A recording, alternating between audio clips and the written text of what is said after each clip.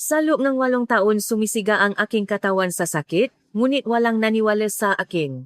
Kung ikaw ang nasa sitwasyon ko, ano ang gagawin mo? Paulit-ulit na sinabi ng mga pinakamahusay na doktor sa mundo na wala akong anumang abnormalidad. Sa loob ng 8 taon, umiyak ako ng maraming beses. Iniisip na baka ito na ang aking wakas. Nang malapit na akong sumuko sa lahat, lumipat ako patungong Pilipinas. Doon, hindi lamang ang tunay na dahilan ng aking sakit ang aking natakbuhan. Narito ang kwento ng aking mahiwagang kapalaran.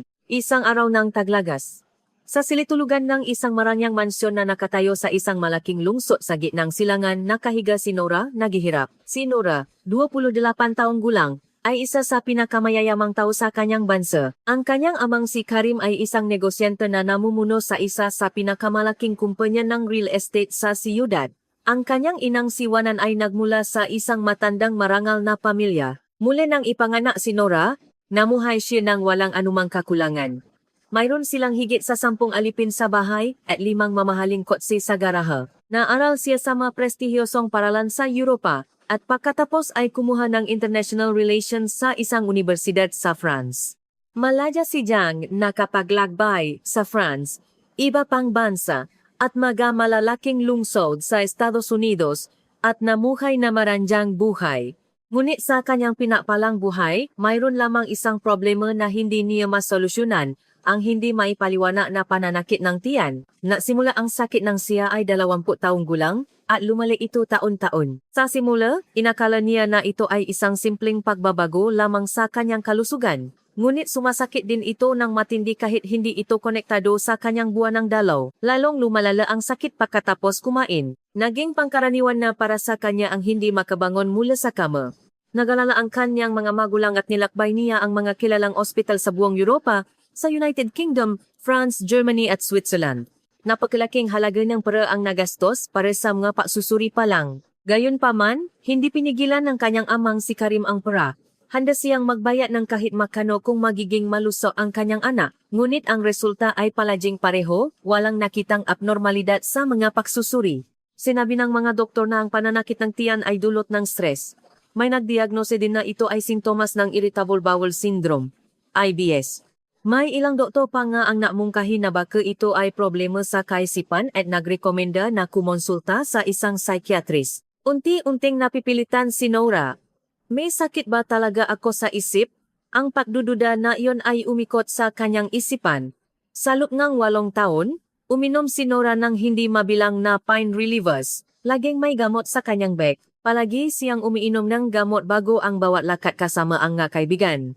Ang takot na makita siya sa kahaba-haba na kalagayan kung atakihin siya ng sakit sa gitna ng pagtitipon ay laging nasa puso niya. Kahit sa mga marangyang handaan, halos hindi hinahawakan ni Nora ang pagkain. Alam niyang kung kakain siya, babali ang sakit. Hindi maintindihan ng kanyang nga kaibigan ang dahilan. Sa simula, naalala ang kanyang nga magulang. Ngunit habang lumilipas ang panahon, napagod na sila. Lalo na ang kanyang amang si Karim, na nagsimulang isipin na labis-labis ang paghihirap ng kanyang anak.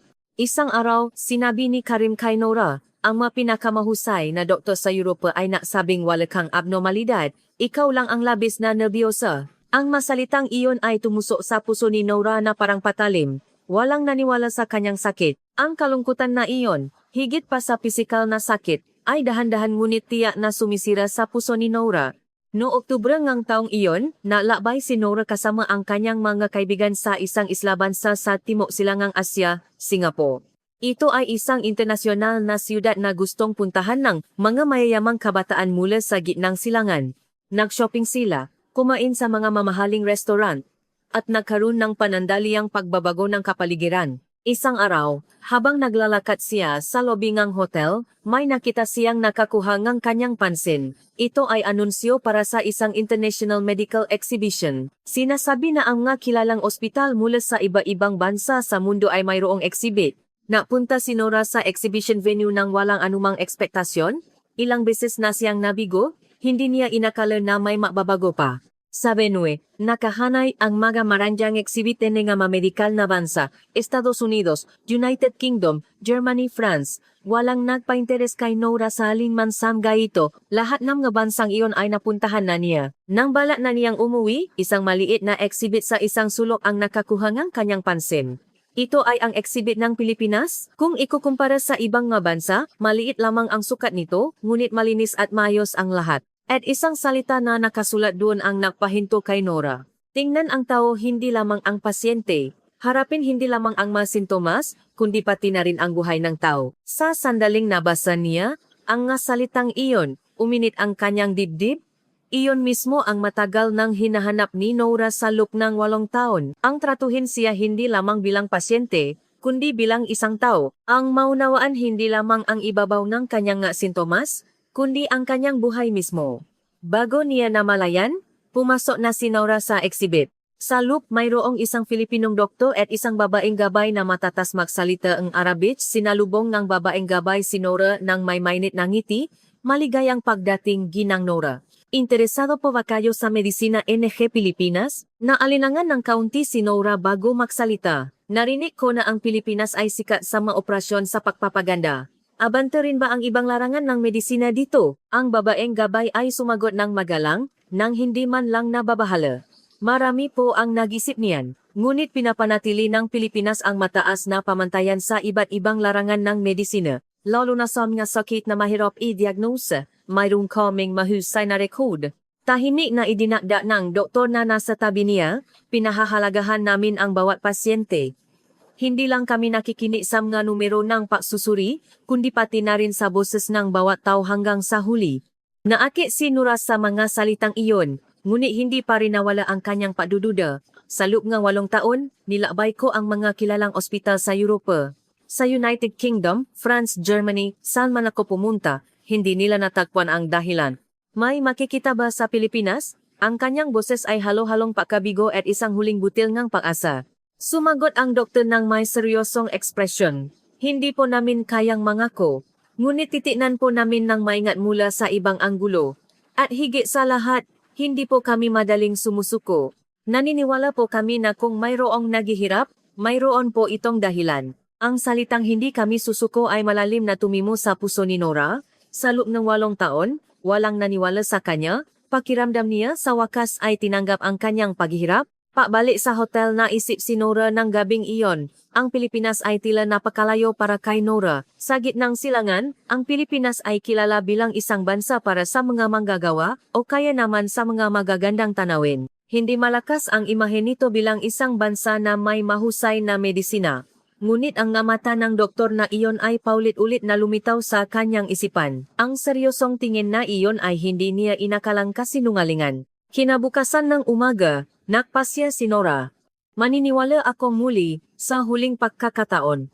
Handa akong tanggapin na ito na ang huli at magpunta sa Pilipinas. Bumalik si Nora sa exhibition venue at nagsulat ng aplikasyon sa reception ng Pilipinas. Ang babaeng gabay ay ngumiti ng malumanay. Mangyaring bumisita po kayo sa Pilipinas pakalipas ng 1 linggo. Tutulungan po namin kayo sa lahat mula sa pasalubong sa airport hanggang sa paggabay sa ospital.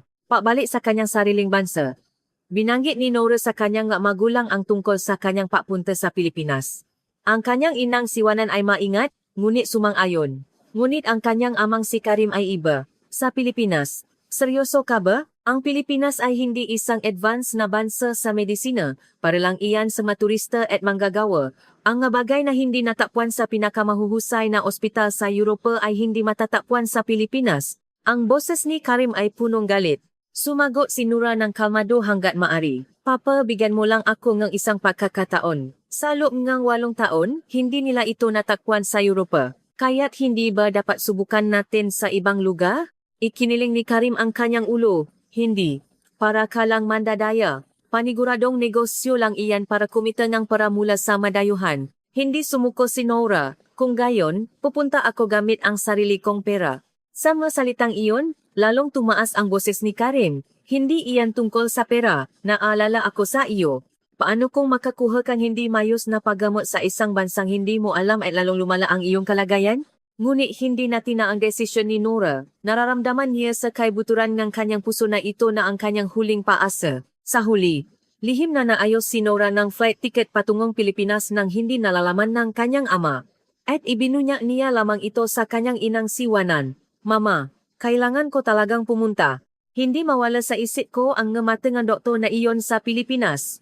Pakiramdam ko, may kakaiba doon. Marahan na hinawakan ni Wanan ang kamay ng kanyang anak. Naintindihan ko, ako na ang bahalang kakausap sa iyong ama. Maingat ka sa iyong papunta. Sa simula ng Nobyembre, lumapa si Nora sa Pilipinas. Ito ay isang mahabang paglalakbay sa himpapawid na tumagal ng mahigit 11 oras. Ang airport ay mas malaki at malinis kaysa sa inaasahan niya at lahat ay gumagalaw ng napaka-episyente. Iba ang hangin doon kumpara sa mga airport sa gitnang silangan at Europa. Ang nga kawani ay magalang at ang sistema ay mayos na mayos. Isang interpreter na ipinadala mula sa ospital ang sumalubong kay Nora. Marahan siyang kinausap nito sa matatas na Arabic. Ginang Nora, maligayang pagdating sa Pilipinas. Nakakapagod ba ang inyong mahabang paglalakbay? Nakaramdam ngang ginhawa si Nora. Napatanto niya kung gaano nakakapagpalakas ng loob ang marinig ang kanyang sariling wika sa isang bansang hindi niya alam. Sa daan patungong Maynila, paulit-ulit na namangha si Nora sa tanawin sa labas ng bintana. Magatulay sa malalaking ilok, matataas na gusali na umabot sa langit. Magahanay ng sasakyan na dumadaloy ng maayos. At malinis na magalansangan saan man. Ang kanyang bayan ay masigla ngunit magulo, ngunit iba ang Maynila. Maraming tao at sasakyan. Ngunit may kaayusan at hindi magulo sa kabila ng pagmamadali. Ipinaliwanag ng interpreter, ang Maynila ay napakalaking siyudad, ngunit maayos din ang sistema ng medisina, kaya mabilis kang makapupunta sa kinakailangang ospital. Dumating sila sa ospital bandang alas 6 ng gabi. Ngunit sa loob na ospital, aktibo pa rin ang mga tao. May mga pasyente na naglalakad at mga medikal na profesional na abala sa pagala. Ang sumalubong kay Nora ay isang babaeng doktor na nagngangalang Dr. Ramirez. Si Dr. Ramirez, na tila nasa huling bahagi ng 30 haso, ay malumanay na ngumiti at sinalubong si Nora. Ang unang masalitang ipinahatid sa pamamagitan ng interpreter ay napakainit. Ginang Nora, labis po kaming napapasalamat sa inyong pagod mula sa malayong lugar. Mapahinga po muna kayo ng maayos ngayong gabi. Simula bukas dahan-dahan po kayong makuwento sa amin, hindi po natin kailangang magmadali. Sa sandaling narinig niya ang masalitang iyon, tila nawala ang bigat sa balikat ni Nora. Sa mga ospital sa Europa, palagi siyang hinahabon ng oras. Kailangan niyang ipaliwanag ang lahat sa loob lamang ng 10 hanggang 20 minuto. Ngunit sinabi ni Dr.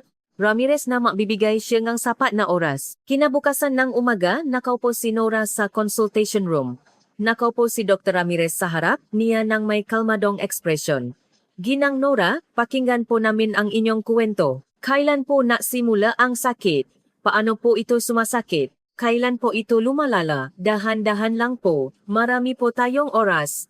Umini ang dibdib ni Nora. Ito ang unang pagkakataon na may doktor na naksabing pakikinggan niya ang kanyang kuwento hanggang sa huli. Nagsimulang magsalita si Nora tungkol sa sakit na patuloy niyang nararanasan mula nang siya ay 20 taong gulang. Sa simula, balak niyang tapusin ng mabilis. Ngunit sunod-sunod na natanong si Dr. Ramirez.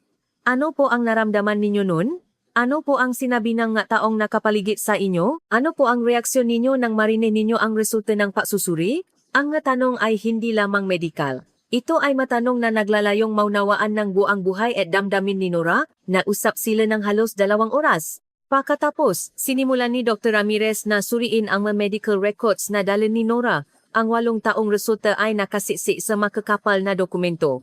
Maingat na binasa ni Dr. Ramirez ang bawat pahina at maraming beses siyang nagsulat ng mga tala sa gitna. Kinakabahan si Nora. Inakala niyang maririnig na naman niya ang nga salitang iyon, ang malupit na pahaya na walang abnormalidad. Maya-maya, tinaas ni Dr. Ramirez ang kanyang mukha. Ginang Nora, nakakuha po kayo ng maraming pagsusuri sa mga ospital sa Europa, tama po ba? Ngunit sa tingin ko, may isang mahalagang bahagi na nawawala. Napahinga ng malalim si Nora. Ito po ay ang kumpletong gynecological examination, lalo na mukhang hindi sapat ang mapagsusud na may kinalaman sa endometriosis. Endometriosis? Ano pong sakit yan? Maingat na ipinaliwanag ni Dr. Ramirez. Ito po ay isang sakit kung saan ang tissue na nasa loob ng matris ay kumakalat sa labas ng matris. Maaari po itong umabot sa ovaries, peritoneum, at kung minsan ay maging sa paligid ng bituka. Ang tissue na iyon ay dinudugo sa bawat buwan ng siklo na nadudulot ng pamamaga sa paligid. Iyon po ang nagiging sanhi ng matinding sakit. Tinitigan ni Dr. Ramirez ang mga mata ni Nora at nagbatuloy. Ang inyong mga sintomas ay lubhang tumutugma dito. Bumilis ang tibok ng puso ni Nora. Sa unang pagkakataon, narinig niya ang pangalan ng isang sakit na maaring mapaliwanag sa kanyang 8 taon ng pagdurusa. Nagsimula ang mga pagsusuri ng araw ding iyon. Nagsimula ito sa blood test, ultrasound, at nagpatuloy sa mas detalyadong imaging test. Ito ay isang masusing pagsusuri na tumagal ngang 1 linggo. Maraming beses na nakakuha ngang katulad na mapagsusuri si Nora sa Europa. Pamilyar siya sa proseso mismo, ngunit may kakaiba sa mapagsusuri sa ospital sa Pilipinas. Ang nga teknisyan na naasikaso ay mas maingat at talagang nalaan na sapat na oras sa bawat isa. Sa ultrasound test, maingat na sinuri ng technician mula sa iba't ibang anggulo. Higit sa 30 minuto ang ginugol sa detalyadong pag-verify. Sandali lang po, paki-check po ulit ang bahaging ito. Paulit-ulit niyang tinitignan ang screen. 3 araw bago lumabas ang resulta ng pagsusuri. Nang muling tawagin ni Dr. Ramirez si Nora, may tensyon sa kanyang mukha. Ginang Nora, may nakita po kaming mga nakakabahalang resulta sa ultrasound at detalyadong pagsusuri. May pamamaga po sa ovari at mayroong din pong abnormalidad na nakita malapit sa peritoneum. Nanginginig ang kamay ni Nora. Para kumpirmahin, kailangan po ang laparoscopy examination. Ito po ay isang pagsusuri kung saan bubuksan po ang maliit na butas sa tiyan upang direktang masuri ang loob. Tahimik na tumango si Nora. Handa siyang gawin ang anumang bagay kung may makita man lang. Napagdesisyonan ang pesangang pagsusuri. At namuhay si Nora ng mga araw na puno ng pag-alala at pag-asa. Sa panahong iyon, paulit-ulit na tumawag ang kanyang amang si Karim mula sa kanilang bayan. Umuwi ka kaagat.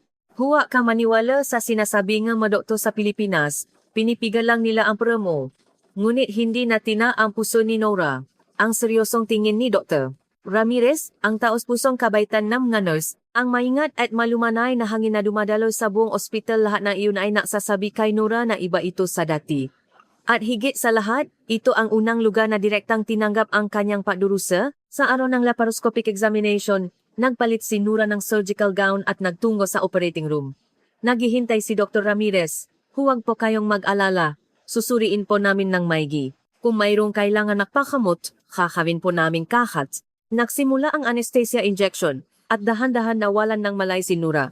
Nang imulat niya ang kanyang mamata, nasa recovery room siya, hinawakan ng nurse ang kamay ni Nora. Gising na po kayo? Tapos na po ng maayos. Maya-maya po ay darating na ang doktor.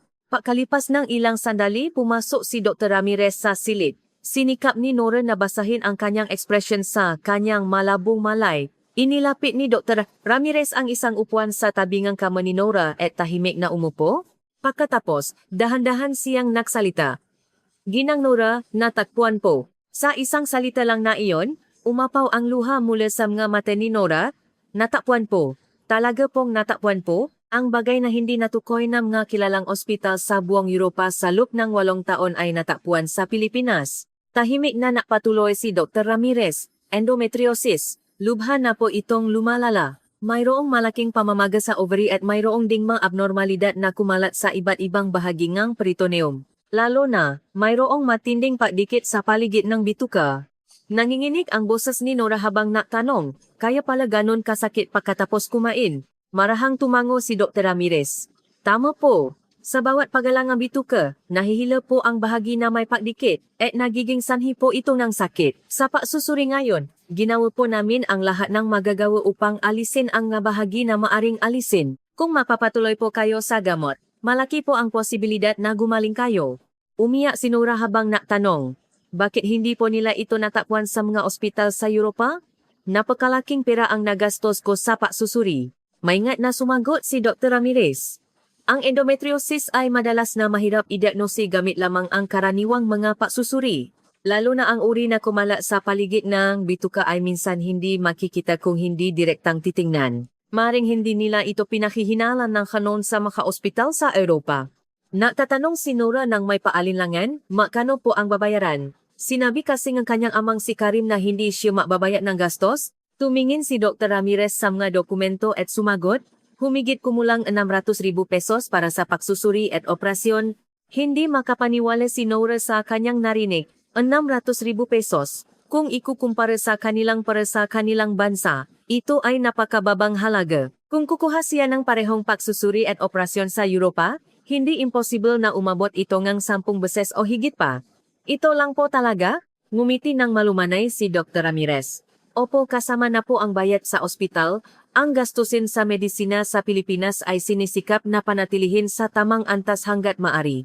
Mahalaga sa amin ang maibigay ang kinakailangang paggamot sa mga pasyente. Sa masalitang iyon, hindi na naman mapigilan ni Nora ang kanyang luha. Sa kaibuturan ng kanyang puso, naramdaman niya na ito ang tunay na medisina na nagliligtas ng tao.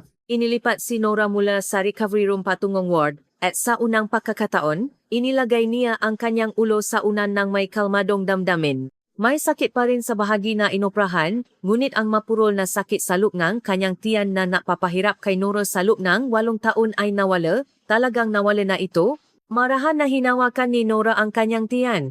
Hindi masakit, hindi siya makapaniwala. Sa unang pagkakataon sa loob ng 8 taon, naramdaman niya ang kanyang katawan na walang sakit. Sa kabilang kama, mayroong isang pasyenteng Pilipino. Isang babae na nasa 60s at nakpa-opera rin sa parehong sakit. Ang anak ng babae ay dumalaw at kinausap din si Nora. Mula po kayo sa ibang bansa. Ang layo po ngang pinanggalingan ninyo? Tumango si Nora. Opo, mula po ako sa gitnang silangan. Tila nagulat ang anak. Mula sa gitnang silangan, sa ospital na ito? Ganon po ba ito kasikat?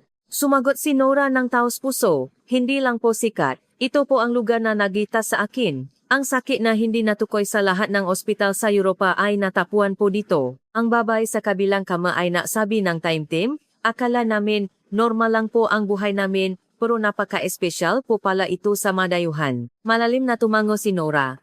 Baka po hindi ninyo napapansin, mga Pilipino, kung gaano kayo kaswerte sa inyong sistema ng medisina. Talagang kamangha-mangha po ito. Nang gabing iyon, habang tinitignan ni Nora ang labas ng bintana ng ward, nagkaroon siya ng isang ideya, gustong behasa-behasan ito. Gusto ko pang mas makilala ang bansang ito. Hindi lamang sa pagalingin ang kanyang sakit, kundi ang kultura ng bansang ito, ang kabaitan ng tao nito, ay gusto niyang mas malalim na malaman. Sa puso ni Nora, may bagong bagay na tahimik na nagsisimulang umusbong. Isang gabi sa kanyang papapagaling sa ospital, umiyak si Nora ng tahimik. Umapaw ang kanyang emosyon na parang nabukas ang gripo. Ang 8 taon ng pagdurusa, ang kalungkutan na walang naniwala, at ang ginhawa na sa wakas ay nalitas na siya, lahat ng iyon ay sabay-sabay na dumating. Napansin itong nurse sa night shift at dahan-dahang lumapit. Anong nangyari po? Masakit po ba?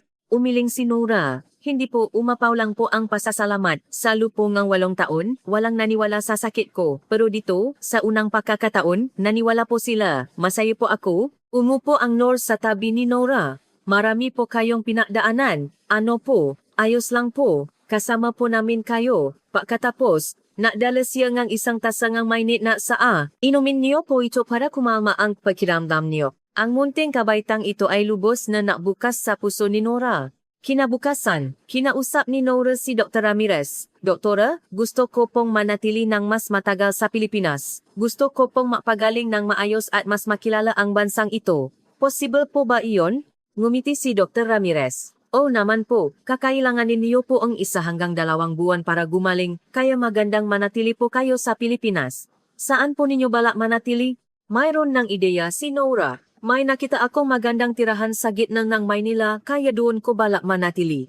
Tumango si Dr. Ramirez, maganda po iyan. Pagkatapos niyo pong lumabas sa ospital, 1 beses po sa 1 linggo bumalik po kayo para sa check-up.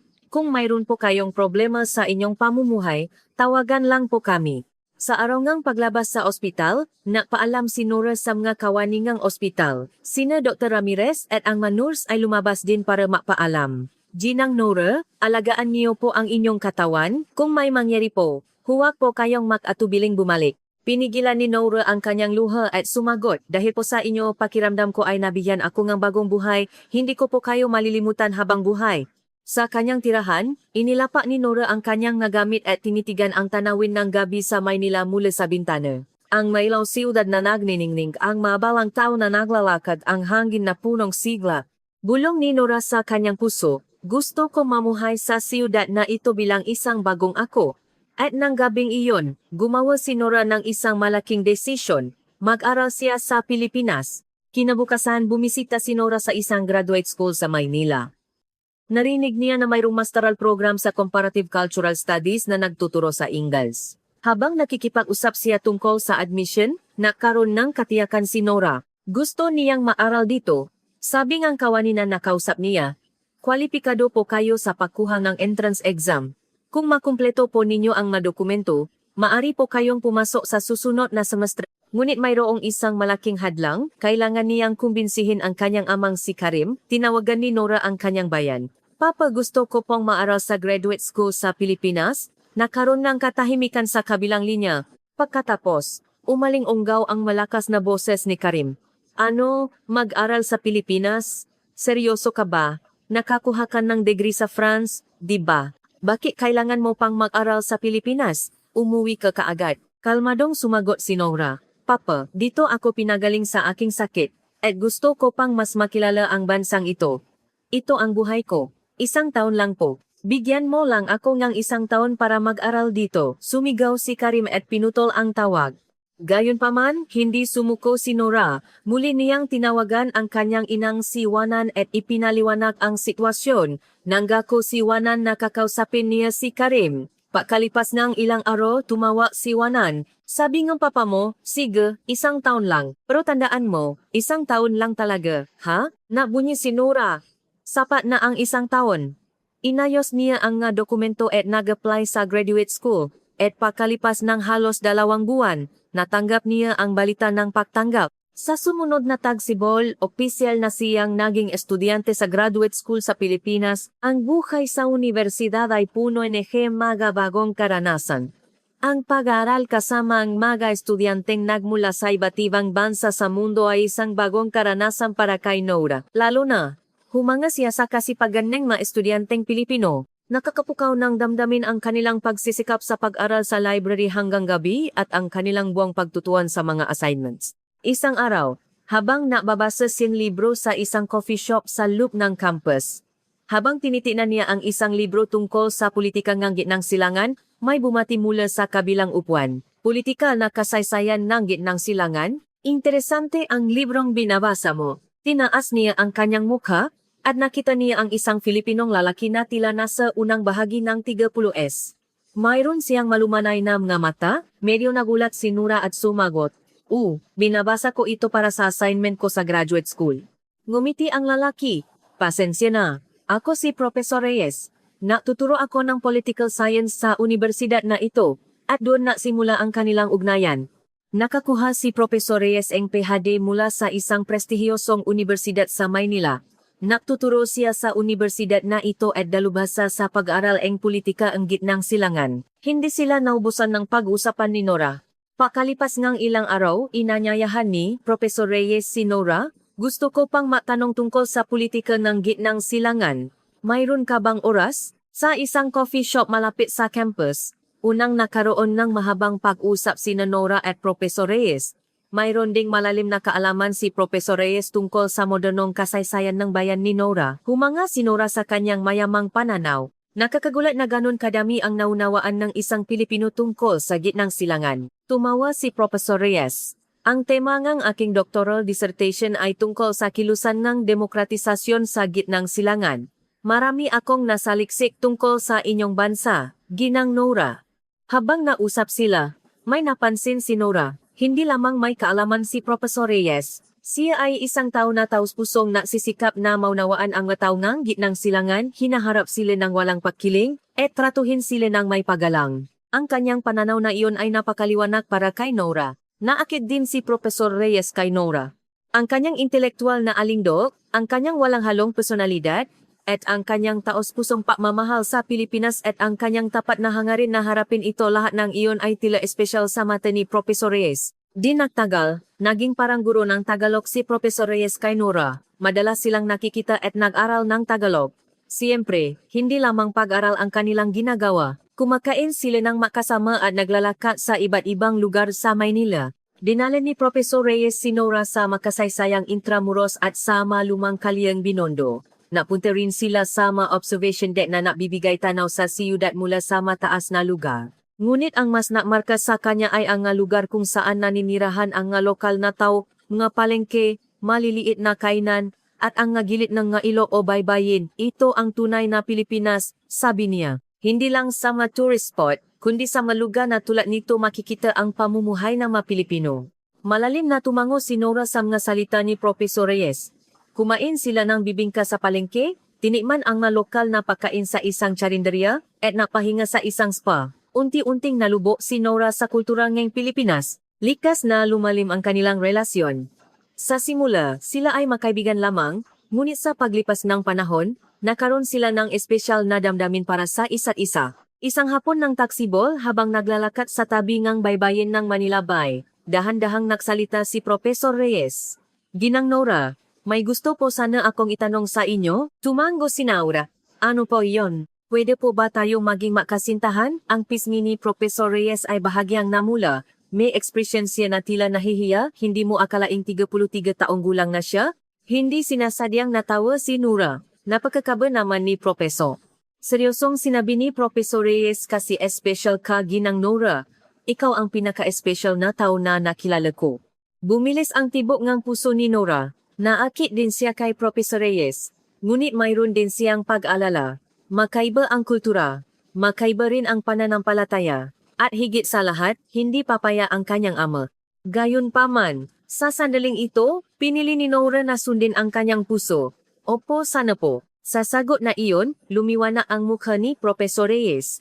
Nang gabing iyon, naglakat sila ng makahawak kamay sa tabi ng Manila Bay. Ang mga bulaklak ng bougainvillea ay sumasayaw sa hangin at nagnining ang ilog.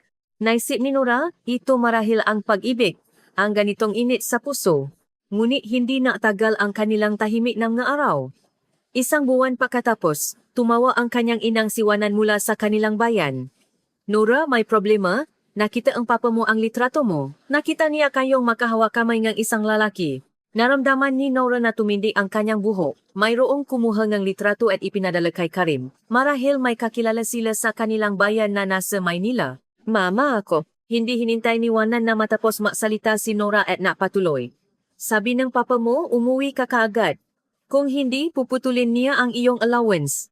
Nagulantang si Nora. Mayroon siyang sariling ipon. Ngunit hindi niya inakala na ganon katigas ang kanyang ama. Mama, may mahal akong tao. Napakabuti niya po. Bumuntong hininga si Wanan. Naintindihan ko. Pero alam mo rin naman ang tungkol sa pamilya natin, di ba? Ang mapapangasawa mo ay napagdesisyonan na. Anak siya ngang isang kilalang pamilya sa hilagang siyudad. Matagal nang nangako ang papa mo. Nagulat si Nora? Napadesisyonan na pala ang kanyang mapapangasawa? At nang hindi man lang niya nalalaman? Ayoko? Mapapakasal ako sa taong mahal ko? Naalalang sinabi ni Nora, paisipan mo nang mabuti. Paano ka mamumuhay kung mapapakasal ka sa isang Pilipino? Hindi ka na makakawi sa ating bayan. At baka maputol pa ang ugnayan mo sa iyong pamilya. Talaga bang gusto mo iyan? Matapos patayin ang tawak, matagal na umiyak si Nora. Ang makasama lang ang taong mahal mo, bakit napakahirap nito? Kinabukasan, isinaysay ni Nora ang lahat kay Professor Reyes. Ang pagtutol ni kanyang ama ang napagdesisyonan kasal lahat ni iyon. Tahimik na nakinig si Professor Reyes at marahan niyang hinawakan ang kamay ni Nora. Ginang Nora, taos puso kitang mahal, ngunit hindi ko gusto na mawalan ka ang pamilya, paisipan mo ng mabuti, hihintayin kita. Sa kanyang matatak na mga salita, muling umiyak si Nora.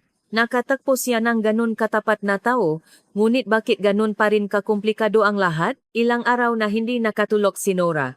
Susundin ba niya ang kanyang ama? O susundin ang kanyang puso? Uwi ba siya sa kanilang bayan at magpakasal sa isang lalaking hindi niya kilala? O mananatili sa Pilipinas at mamumuhay kasama si Professor Reyes? Isang araw, binisita ni Nora si Dr. Ramirez. Mayroon din siyang regular check-up. Ngunit ang totoo ay gusto niya ng payo. Pagkatapos ng check-up, isinaysay ni Nora ang kanyang sitwasyon. Tahimik na nakinig si Dr. Ramirez at sinabi, Ginang Nora, mahirap sa akin ang mabigay ng anumang payo. Ito ay buhay mo, ngunit may isang bagay lang akong masasabi.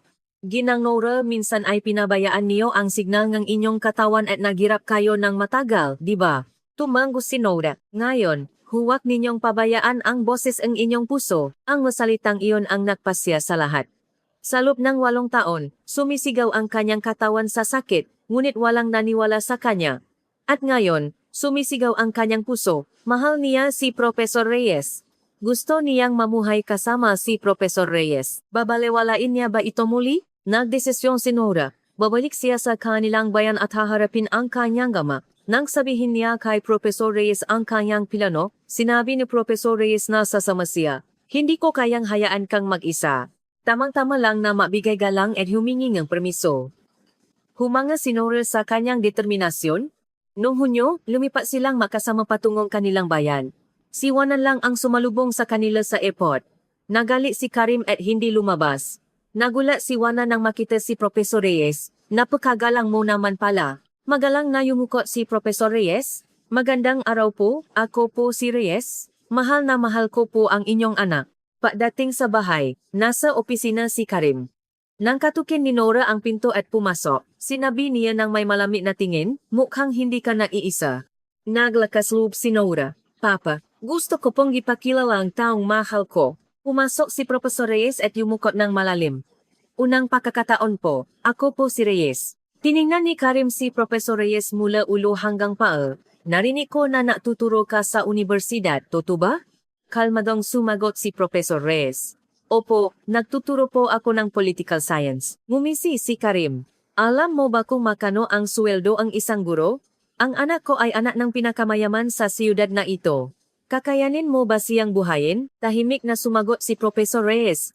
Sa usapin po ang pera, maaring mahirap po mapanatili ang kasalukuyan niyang pamumuhay. Ngunit sa pag-ibig at paggalang, sisiguraduhin ko pong magiging masaya siya. Tumawa si Karim ng may paggamak. Pag-ibig? Makakakain ba ang pag-ibig? Harapin mo ang katotohanan. Nagsalita si Nora. Papa, gusto kong pumili ng tao, hindi ng pera. Sa loob ng 8 taon, nang naghihirap ako, hindi ka naniwala sa akin. Pero naniwala ang Pilipinas. Mahal din ako ni Professor Reyes kung ano ako. Hindi ba iyon ang pinakamahalaga? Tumigas ang ekspresyon ni Karim. Sinusumbatan mo ba ako?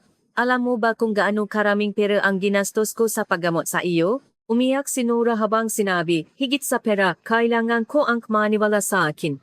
Ang maniwala sa aking pagdurusa, ang igalang ang aking mga desisyon. Hindi ba iyon ang tunay na pag-ibig? Tahimik si Karim ng ilang sandali. Di nagtagal, sinabi niya ng may malamig na boses, gawin mo ang gusto mo. Ngunit hindi ko iyan kikilalanin. Hindi ako dadalo sa kasal at wala kang makukuhang isang sentimo mula sa aking kayamanan? Okay lang ba sa iyo iyan? Pinunasan ni Nora ang kanyang luha at tahimik na tumango. Okay lang po, ang gusto ko po ay hindi ang yaman niyo, kundi ang inyong basbas, ngunit kung hindi rin po ito matupad, wala na po ako magagawa. Tumayo si Karim at lumabas ng silid. Nang hindi lumingon, iniwan niya ang isang salita, umalis ka sa bahay na ito bukas. Nang gabing iyon, pumunta si Juanan sa silid ni Nora. Talaga bang okay na ito? Tumango si Nora. O mama, sa pagkakataong ito gusto kong sundin ang aking puso.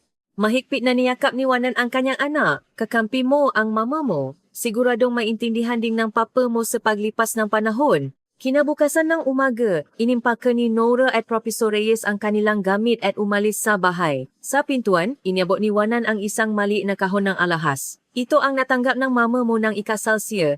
Gusto kong ikaw ang maktahon nito. Nang buksan ang kahon, mayroong isang magandang kwintas na may hiyas. Niyakap ni Nora ang kanyang ina habang umiyak. Salamat po mama. Maraming salamat po. Pagbalik sa Maynila, namuhay si Nora, ng nga araw na halo-halo ang saya at lungkot. May sakit pa rin siyang nararamdaman dahil sa tila naputol ang ugnayan niya sa kanyang ama, ngunit kasabay nito naramdaman din niya ang kalayan. Sa unang pagkakataon, siya mismo ang pumiling ng kanyang sariling buhay. Sabi ni Professor Reyes, magiging okay din ang lahat sa paglipas ng panahon. Kung makita natin silang masaya tayong namumuhay, tiyak na magbubukas din ang puso ng iyong ama. Sinimulan nilang ayusin ang kanilang kasal. Mayroon palang isang bagay na hindi pa nangyayari, hindi pa nila nakilala ang nga magulang ni Professor Reyes. Tinawagan ni Professor Reyes ang kanyang nga magulang sa kanilang bahay sa Batangas. Mama, may gusto akong pakasalan. Pwede po ba kayong makita? Natuwa ang ina ni Professor Reyes. Talaga? Sino siya? Gusto ko na siyang makita. Sa weekend, sumakay silang makasama ng bus patungong Batangas. Ang mamagulang ni Professor Reyes ay napapatakbong ng isang maliit na panaderya sa isang probinsya sa Timog Luzon. Ang kanyang ama ay dating guro at ang kanyang ina ay isang mainit na tao na nakbabantay sa tindahan habang inaalagaan ang bahay. Kinakabahan si Nora. Matatanggap kaya siya bilang isang manugang na dayuhan? Nang dumating sila sa Batangas, naghihintay na ang mamagulang ni Professor Reyes. Pagkakita sa kanya, lumiwana ang mukha ng kanyang ina. Naku, napakaganda mo naman pala, may paningin talaga ang anak ko. Ang bahay nga Reyes ay nasa isang lumang kali nga bayan. Hindi ito malaki, ngunit isang mainit na lugar na puno nga libro. Nakahanda sa mesa ang pagkaing inihanda ng kanyang ina ng buong puso. Dayuhan ka kasi, kaya hindi ko alam kung ano ang magugustuhan mo. Marami akong niluto. Kung mayroon kang hindi gusto, huwa kang mag-atubiling sabihin. Sa kanyang pag-alala, uminit ang dibdib ni Nora. Habang kumakain, natanong ang ama ni Professor Reyes, Ginang Nora, paano kayo nakakilala ng anak ko? Tapat na isinaysay ni Nora ang kanilang pakikita sa coffee shop. Ang tungkol sa kanyang sakit ang dahilan kung bakit siya pumunta sa Pilipinas lahat ng iyon. Umiyak ang ina ni Professor Reyes habang nakikinig. Ang dami mo palang pinagdaanan. Mabuti at gumaling ka sa ospital sa Pilipinas. Seryosong nagsalita ang ama ni Professor Reyes. Tungkol nga pala sa inyong pananampalataya, ano ang balak niyo? May pananampalataya ka, Ginang Nora, di ba? Sumagot si Nora sa mga salitang inihanda niya. Opo.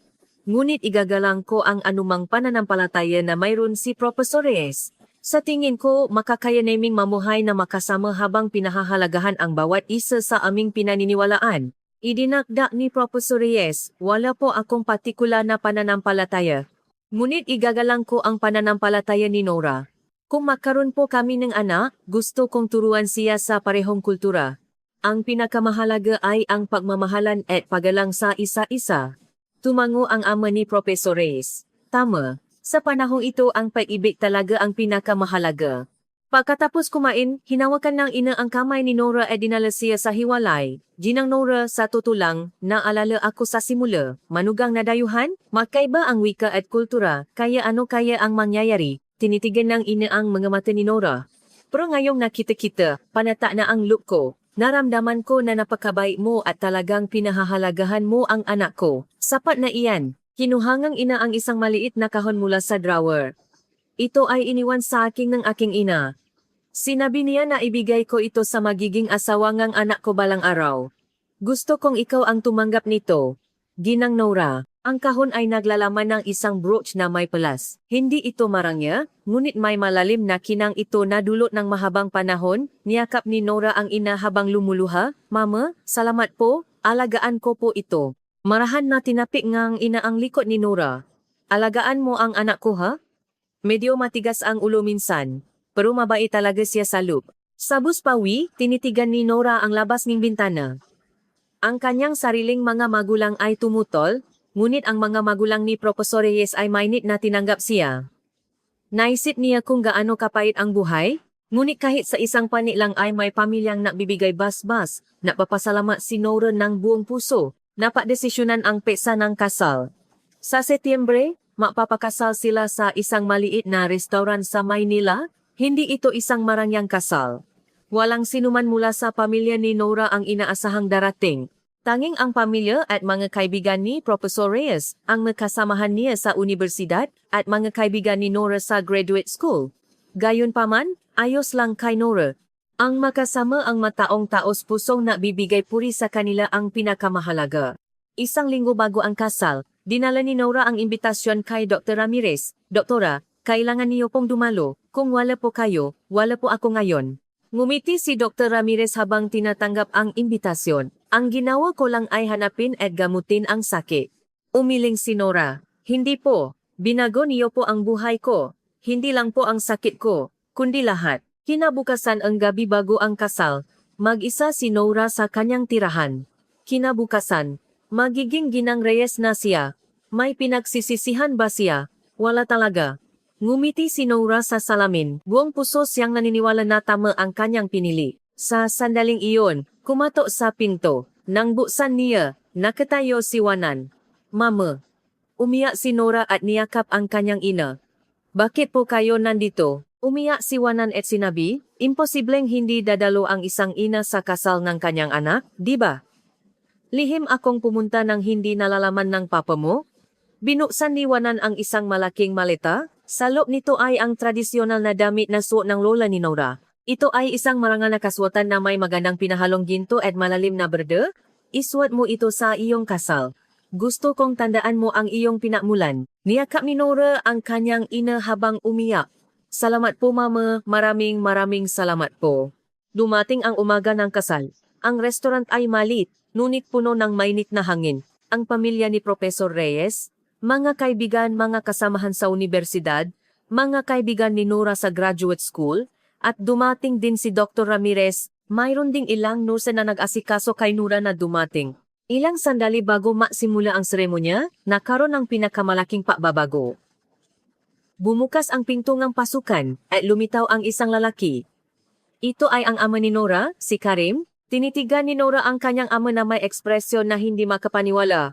Sinabi ni Karim nang may matigas na mukha, hindi pwedeng hindi dumalo ang isang ama sa kasal ng kanyang anak. Ngumiti si Wanan sa tabi niya. Nang gabing bago, magdamak niyang kinumbinsi ang kanyang ama. Gusto mo bang kamuhian ka ng anak mo habang buhay? Pumunta ka at basbasan mo siya. Iyan ang tungkulin ng isang magulang. Naglakat si Karim hanggang sa harap ni Professor Reyes. Yumukot ng malalim si Professor Reyes nang may nerbiyos. Salamat po papa sa inyong pagdalo. Tinitigan ni Karim si Professor Reyes at sinabi ng may matigas na boses, kung paiyakin mo ang anak ko, hindi kita patatawarin, pasayahin mo siya habang buhay. Seryosong sumagot si Professor Reyes, buong buhay ko po siyang alagaan ng buong lakas. Tinitigan ni Karim si Professor Reyes ng ilang sandali at pagkatapos ay inabot ang kanyang kamay, ipinagkakatiwala ko sa iyo. Sa sandaling nakita ang pagkamayan na iyon, umapaw ang luha mula sa mamata ni Nora. Hindi man ito isang kumpletong pakikipagkasundo, ngunit, sa wakas, kinilala siya. Nagsimula ang seremonya. Lumakat si Nora na suot ang tradisyonal na kasuotan na dinala ni Wanan. Sa kanyang kasuotan na kumikinang sa ginto at malalim na beda, umalingaw-ngaw ang nga bulungan ng pahanga mula sa nga bisita. Hinawakan ni Karim ang braso ni Nora at naglakat sa isla. Habang papalapit sila kay Professor Reyes, bumulong si Karim ng mahina. Nora, kung masaya ka, ayos lang sa akin. Pasensya na. Pinigilan ni Nora ang kanyang luha at tumango. Salamat po papa. Nang dumating sila sa harap ni Professor Reyes, inilagay ni Karim ang kamay ng kanyang anak sa kamay ni Professor Reyes. Ipinakakatiwala ko sa iyo. Yumukot ng malalim si Professor Reyes. Salamat po, alagaan ko po siya habang buhay. Pinapalitan nila ang mga salita ng sumpaan at mga singsing. Tahimik na nahalikan si Nora at Professor Reyes. Nasimula ang handaan. Niyakap ni Dr. Ramirez si Nora, binabati kita, Ginang Nora, napakaganda mo. Sumagot si Nora, dahil po sa inyo, Doktora, dahil pinagaling niyo ang aking katawan, nakarating ako sa puntong ito.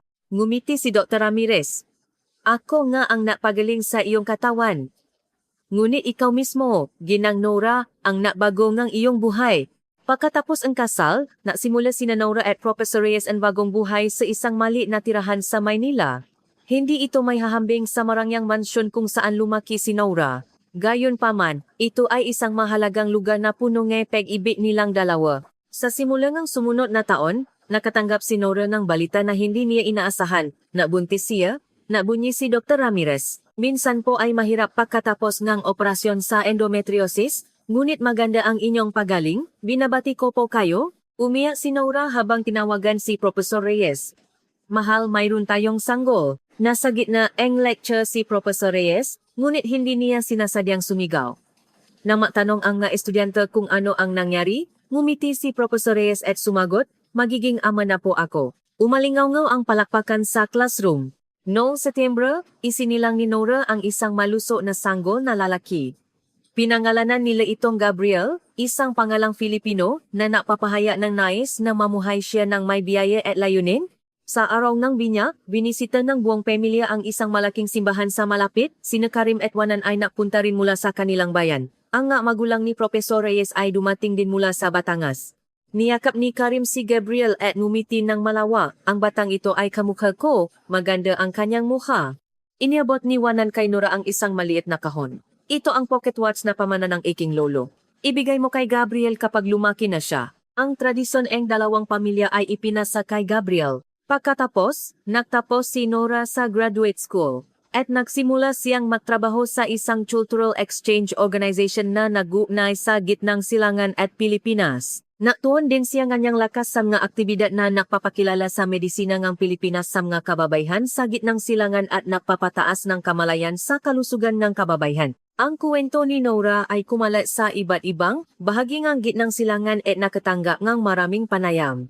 Mayroon ding dokumentaryo na ginawa tungkol sa karanasan ni Nora at nakdulot ng malaking reaksyon. Isang araw ng taglagas, pinangalanan si Nora bilang Goodwill Ambassador upang magsilbing tulay sa pagitan ng medisina ng Pilipinas at internasyonal na pagpapalitan. Sa seremonya ng pakilala, maikli siyang nagsalita sa kanyang bagong natutunang Tagalog. Salamat po. Ang Pilipinas po ang aking ikalawang tahanan. Patuloy po akong magsisikap bilang tulay sa pagitan ng Pilipinas at gitnang silangan. Isang weekend, naglakat-lakat sina Nora at Professor Reyes kasama si Gabriel sa tabi ng Manila Bay. Sumisigaw si Gabriel sa tuwa at ipinapalo ang kanyang kamay at paasam nga braso ni Professor Reyes. Sabi ni Professor Reyes, si Gabriel ay mamamana ng pinakamagagandang katangian mula sa dalawang kultura, di ba? Tiyak na lalaki siyang kahangahangang tao? Sumandal si Nora sa braso ni Professor Reyes at sinabi, ang pinakamahalaga ay paibig. Kung matututo siyang mahalin ang mapagkakaiba at pahalagahan ang paibig, sapat na iyon. Ang sunset ay nakpula sa Manila Bay. Dahan-dahang naglakad ang tatlo sa tabi ng baybayin. Nang gabing iyon, binuksan ni Nora ang kanyang diary. Nung taklamig ng taong iyon, dumating ako sa Pilipinas sa gitna ng kawalan ng paasa upang hawakan ang huling paasa. Binigyan ako ng Pilipinas ng paggamot, ngunit hindi lang iyon. Binigyan ako nito ng bagong buhay, pag-ibig, pamilya, at pag-asa. Ngayon, sa tingin ko, ako ang pinakamasayang tao sa mundo. Ang tahimik na pang-araw-araw na buhay na ito ay mas mahalaga kaysa sa marangyang pamumuhay. Dahil ito ang buhay na pinili ko mismo. Dahil ito ay buhay na puno ng kapag-ibig. Ang pagpunta sa Pilipinas ang pinakamagandang desisyon sa aking buhay. Isinarin ni Nora ang kanyang diary at tinitigan ang labas ng bintana. Tahimik na naniningning ang tanawin ng gabi sa Maynila. Bumalik si Professor Reyes pagkatapos patulugin si Gabriel.